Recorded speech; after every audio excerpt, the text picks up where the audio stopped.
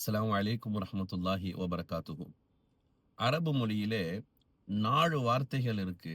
அந்த 4ம் குருடர்கள், பார்வையற்றவர்கள் என்பதற்கு பயன்படுத்துகிறார்கள். அல் அஅமா, 2வது அல் மக்ஃபூஃப், 3வது அல் அக்மா, 4வது அல் லரீர். இந்த 4 வார்த்தைகளையும் குருடர்களுக்கு பயன்படுத்துகிறார்கள். ஆனால் நிறைய வித்தியாசங்கள் உண்டு. எந்த இடத்தில் பயன்படுத்த வேண்டும் என்று.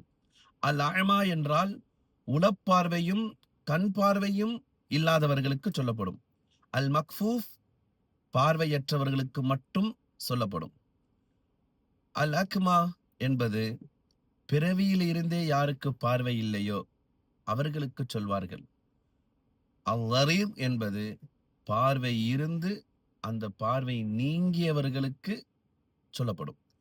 இப்படி 4 வார்த்தைகளில் அழகான அர்த்தங்களை அரபு மொழிகள் வைத்திருக்கிறார்கள். அல்லாஹ் நம்முடைய அகப்பார்வையையும் உளப்பார்வையையும் கண் பார்வையையும் ஆரோக்கியமானதாக ஆக்கி அருள் புரிவானாக. அஸ்ஸலாமு அலைக்கும்.